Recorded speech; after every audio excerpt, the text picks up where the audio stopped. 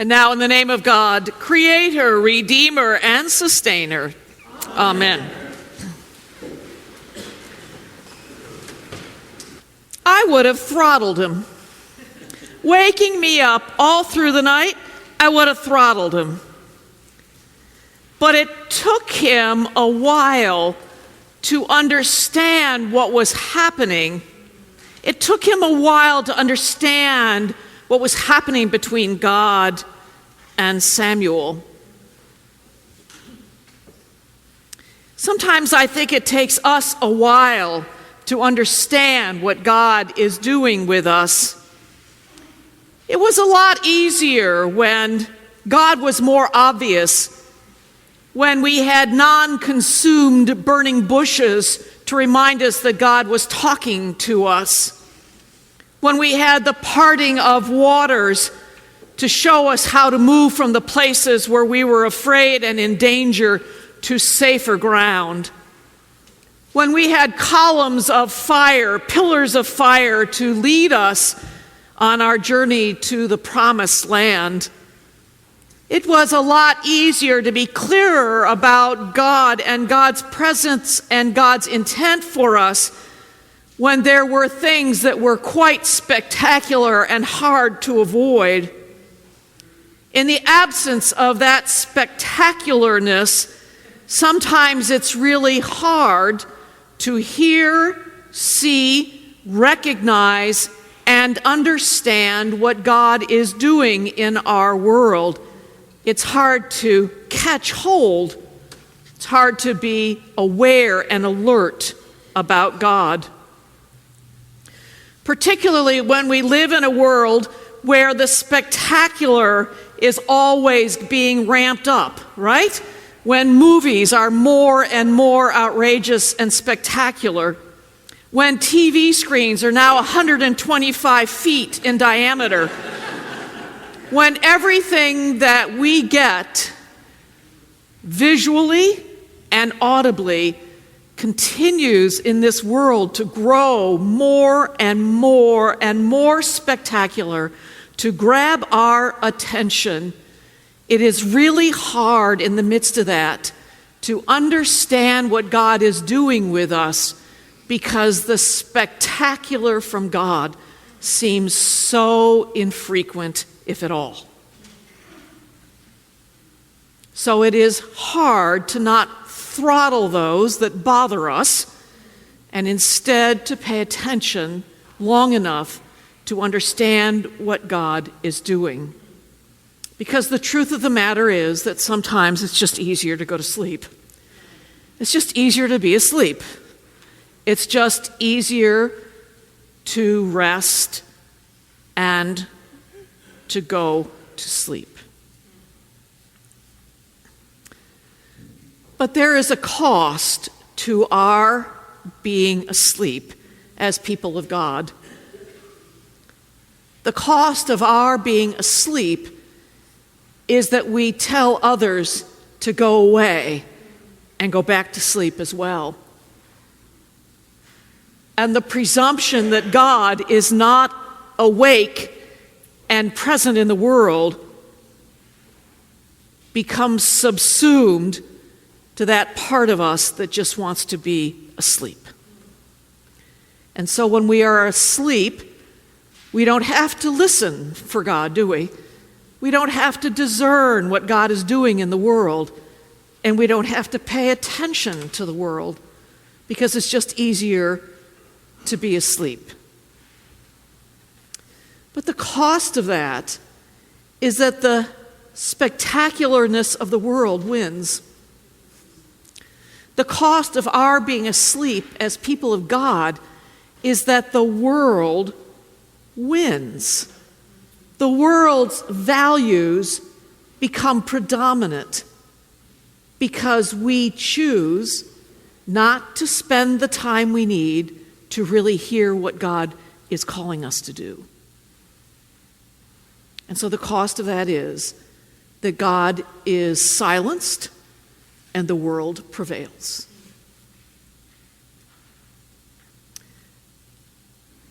I'm not really excited about the world prevailing. When I look at the world prevailing, what I see is an environment that we are decimating. I see the rich richer and the poor more ensconced in poverty, and the gap getting bigger and bigger. I see us unable to resolve conflict except through violence. I see us unable to prohibit violence done from one human being to another or from one group to another. When I look at the world, I see us totally incapable of protecting young girls from being kidnapped. So when I look at the world, while there are moments of extraordinariness, moments that make my heart leap with pride and joy, I also look at a world that when God appears to be silent, or we allow God to be silent in our lives, the world wins. The world's values prevail. And that makes me very, very sad. Because the cost of that is that there are human beings who will not thrive. They will not thrive. They will not thrive. So, how are you going to wake up? How are you going to wake up and recognize that even though Samuel is sound asleep, God is delightfully wide awake? And how are you going to stay wide awake to really discern and hear God at work in the world around us and not live with the assumption that God is sound asleep? Because God is not. She was born in 1910, one of 10 children. She left home at 7th grade and went to live in Kentucky with her sister. She then moved to Pennsylvania, where she married. And eventually, in 1962, she returned home to Selma, Alabama, to be with her ailing mom. She immediately decided to register to vote. Over and over and over again, because they would not let her register to vote. Did I mention she lived in Pennsylvania and was a registered voter, but not in Selma? But of course, that's what Selma was all about. Selma was all about the right to vote. Over and over she went to register.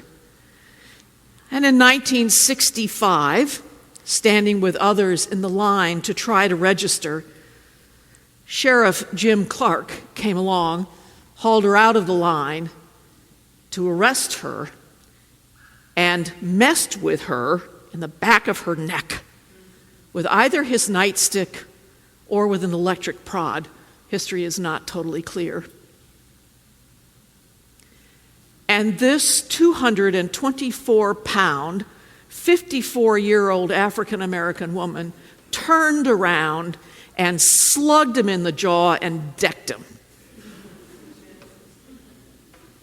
Not exactly Martin Luther King Jr.'s finest nonviolent moment, but she decked him.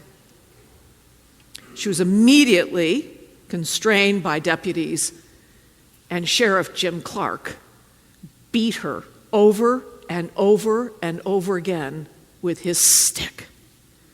Hauled her off to jail, where she spent 11 hours singing spirituals until they finally released her because they were afraid that Mr. Clark would come and kill her.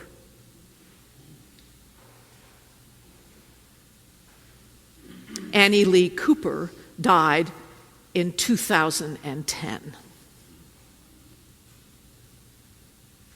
The pictures of Clark beating her went all across this nation. And in the process of that, helped this nation wake up. Wake up to the cost of presuming that God had nothing to say about the insidiousness of racism and discrimination in this nation. Annie Lee Cooper helped us wake up and helped prepare us for the events in Selma next March. She helped us wake up because she kept listening for God's voice in her life that directed her to speak truth to power. Prejudice and bigotry is not merely confined to the 20th century in the United States. Nathaniel was actually a bigot. When Philip told him that Jesus was from Nazareth, Philip said, "So what good can come from Nazareth?" He looked at Nazareth as a backwater hick village of somewhere between 200 and 300 people that nobody of any consequence could come from who could possibly do anything powerful and potent.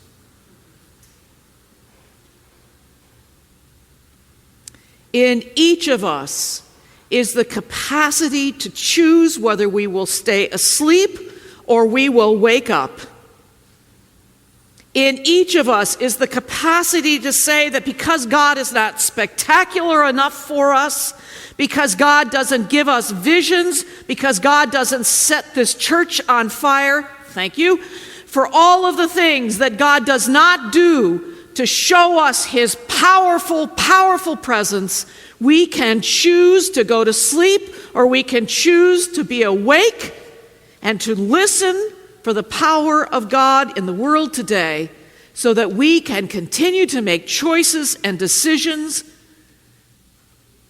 that speak truth to power, so that the world's spectacularness is put in its place and God's spectacularness will prevail. We have that choice every day of our lives. It took an old, blind Eli to finally understand in the middle of the night that God was doing something important. It took Annie Lee Cooper in Selma, Alabama, in January of 1965 to recognize that God was doing something important. And no less is required of us to recognize that God continues to do things that are important if we would just wake up and listen. And the gift and the power of Jesus and Nathaniel is that Jesus looked at Nathaniel and said, "Look beyond the things that block you. Look beyond your prejudice. Look beyond your bias, because God is that big. Because God is that outstanding.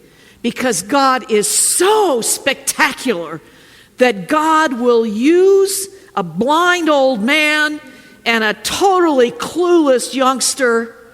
God will use a 224-pound, 54-year-old woman in unconscionable circumstances.